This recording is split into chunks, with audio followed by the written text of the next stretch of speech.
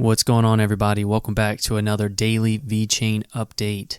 Today is Saturday, May 29th.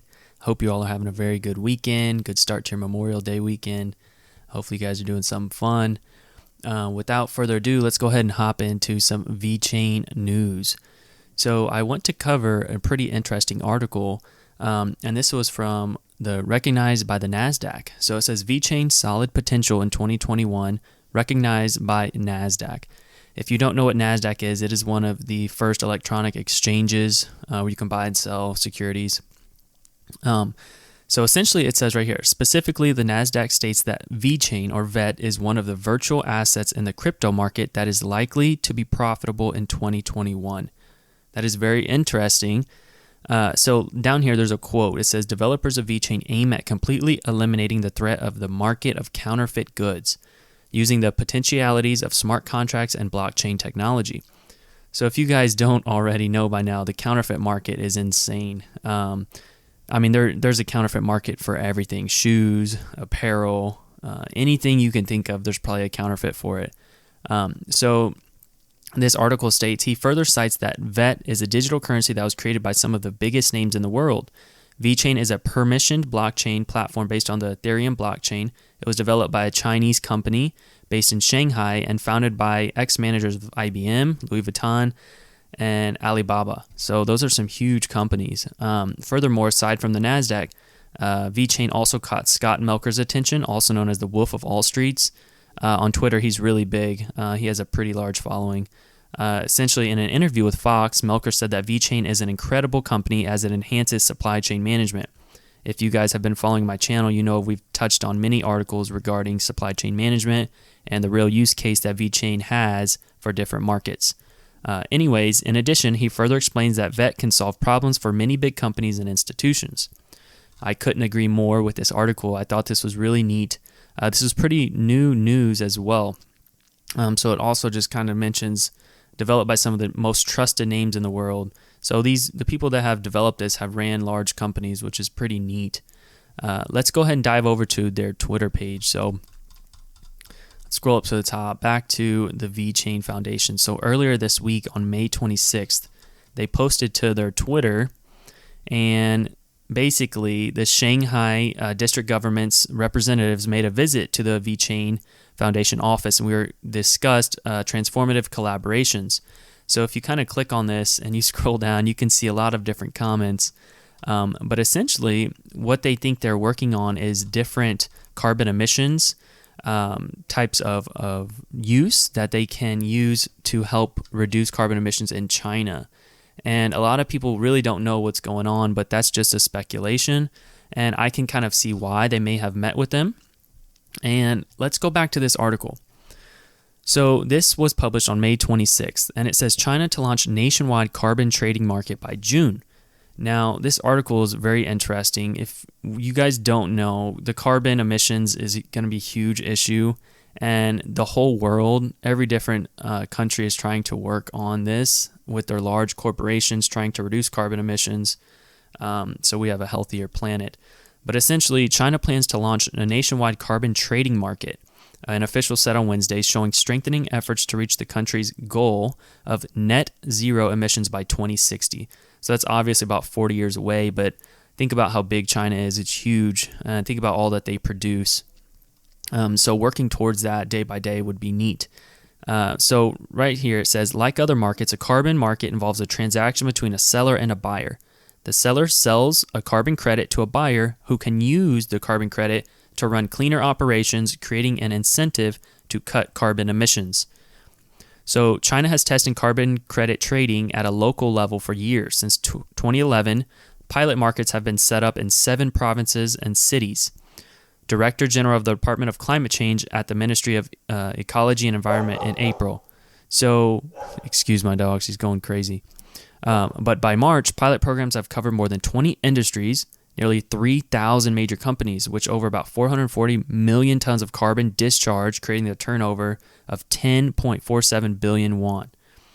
So that's a lot of money. I mean, $1.64 billion. So the major goal of the carbon market is to serve companies to reduce emissions so they can reduce their cost at a market-oriented mechanism. So pretty interesting stuff. So there's a lot of speculation that the Chinese government, Chinese officials have met with the VeChain partners to try to see what they can do using their blockchain and kind of incorporating that in this this kind of carbon market. So if you guys have watched my previous videos, I covered this article about a month ago, and it says VeChain can take decarbonization to the next level, says Sunny Liu. Sunny Liu is the CEO of VeChain. And in this article, it talks about how Sunny Liu spoke about China's decision to put decarbonization and neural carbon in its national plan for the next 5 years. Well, as we know, that's going to be a big thing that VeChain can work on if they really did meet. So utilizing that the blockchain, they can really change the sector and bring it to the next level, which has been kind of floating for many years. The key change will be to digitize an individual's effort to sustainability, and education is not enough for sure, but incentives will do. So you can see how these two kind of correlate, and this would be really cool if we can work on this, and hopefully this will kind of circulate to different economies and different countries, and we can work on having a cleaner planet. All right, so let's dive into CoinMarketCap and kind of look at the volumes and where we're trading at currently today and this past week. So currently we have in the crypto markets, Bitcoin dominance is 43.2%, Ethereum 18.4%. Bitcoin has really not rallied back to where it was since that big fall we had last week. 24-hour, we're down 6.7%. Ethereum's almost down 10%. But let's dive down into VeChain. So we've fallen, like we mentioned in the past video, to the number 20 spot. We are currently down 11%, trading around 9 cents. We've built this kind of support around this 9 to 10 cents lately, but let's go ahead and look at it. All right, so total market cap, we're looking at $6 billion, down about 13%. Trading volume is down 25% in the past 24 hours. And if we look at this, currently we have a market rank of 21. We're falling just a little bit, but the weekends generally are not good for Bitcoin. It usually rallies throughout the week. But let's kind of look at the trading view. We'll pull up the 1 day. So as we can see, let's just kind of zoom in. From yesterday, we were sitting around 12 cents. We had kind of had a nice little run up here to about 13 cents or so. And we started slowly falling this past day from the 27th, 28th. And then here we are currently sitting around right around that 10 cent mark.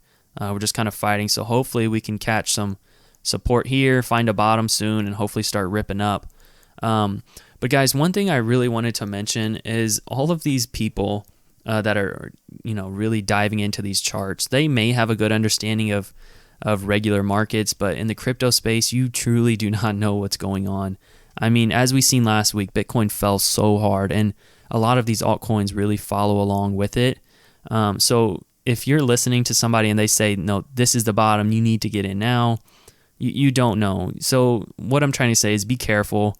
Only invest what you can afford to lose, but please have conviction in what you are investing in. I currently am holding about 50% of my portfolio in VeChain. I'm very confident in what VeChain is doing for the future, but as I said, I'm only investing what I can afford to lose. So if this goes down to zero, it will not be the end of the world. I just really wanted to stress that. I don't believe that VeChain's going down to zero. I definitely see VeChain working with the Chinese government and different governments around the world, hopefully in the next couple of months to years, to really kind of get this thing off the ground and get going.